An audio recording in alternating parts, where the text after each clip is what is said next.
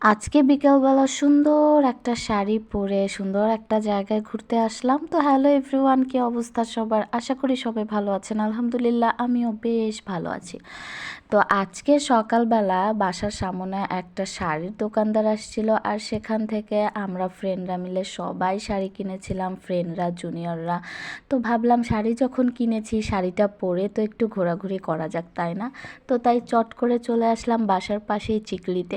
তো চিকলিতে এসে এই যে সুন্দর করে লেকের ধারে বসে আছি, আর কি সুন্দর বাতাস, এত বেশি ভাল লাগছে, ভাবলাম একটু আপনাদের সঙ্গে শেয়ার করি।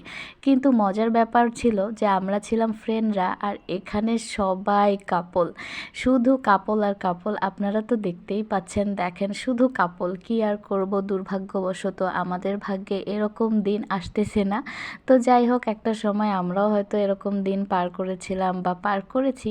তো এখন আর এগুলো